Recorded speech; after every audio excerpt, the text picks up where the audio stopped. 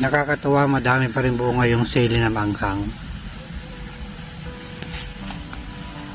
Actually, second week ng December, nag-harvest na dito. Hanggang ngayon, makapal pa rin ang bunga.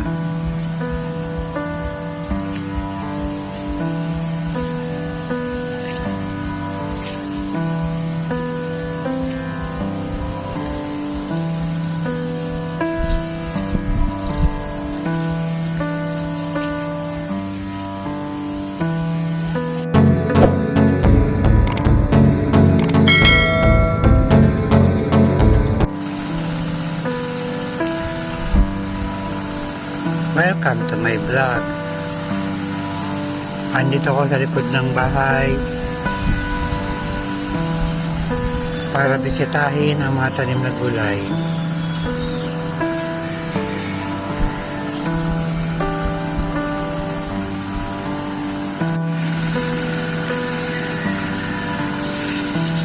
May mga bagong tanim na talong, si Manong.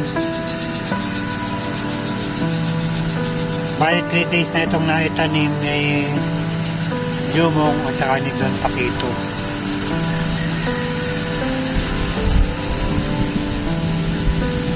Mga nakatayo na rin or buhay na rin yung mga naitanim na talong sa mga pagitan ng pulong saging para hindi masayang ang lupa, napakinabangan din.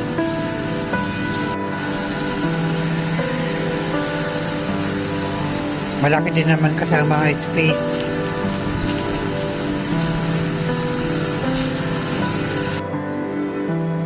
Bali, ito yung mga bagong tanim. Ito naman yung mga dating tanim.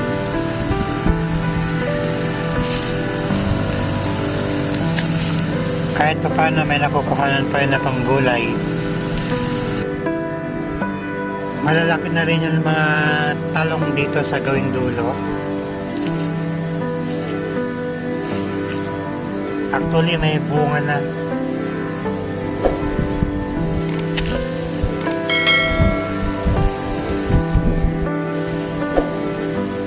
Ang laki ng bunga.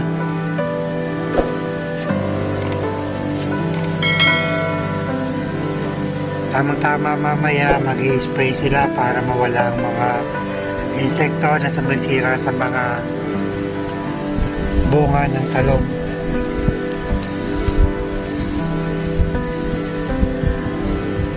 Ito naman yung mga siling pansigang.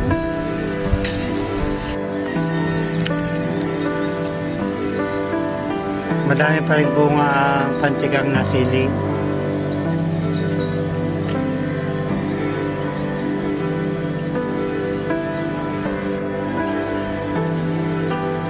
Namimilas na ng sili.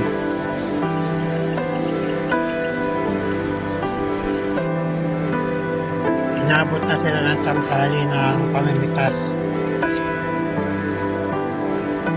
Sobrang kapal ng bunga.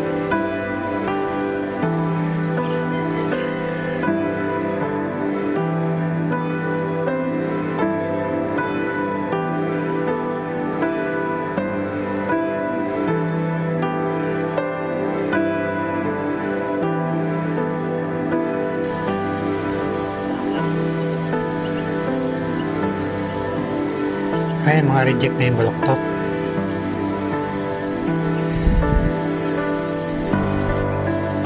Nakakatawa talaga sa sobrang kapal ng mga bunga.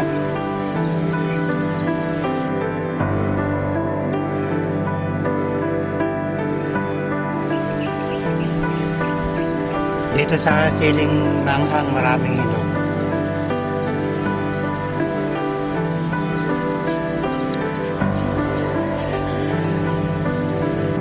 Makapal ang hinog.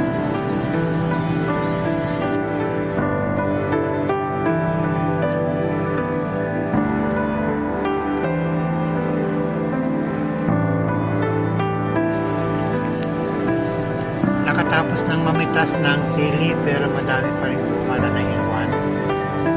Ito yung mga hindi hinog.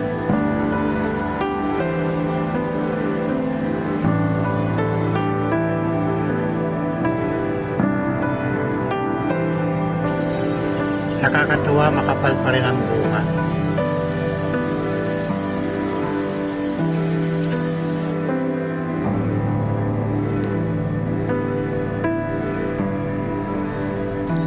Matapos makapamitas ng siling anghang, nagpapatubig naman yung dalawa.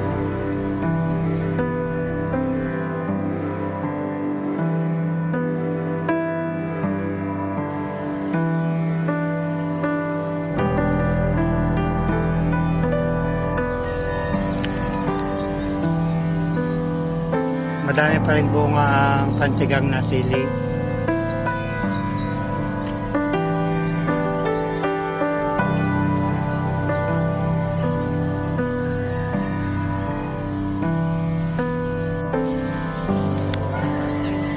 Nagpapatubig sila ng mga tanim na gulay dito sa likod ng bahay. Si Don Paquito at saka si Jumong Hakamang Aldo. Sa sobrang init kasi, madaling matuyo ang lupa. Kaya kailangan patubigan para dire-diretso ang buhay ng tanim na gulay. Actually, makapal pa rin ang bunga ng mga siling maanghang.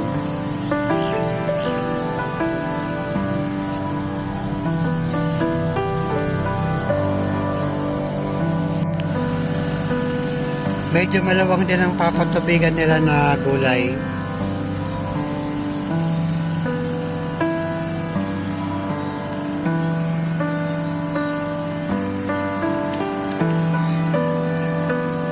Hanggang doon sa dalawa.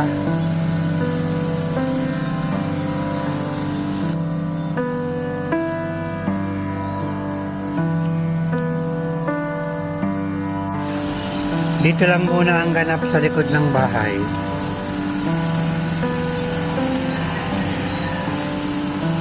Concentrate muna sa mga gulay dahil hindi naman nagtanim ng palay sa bukid.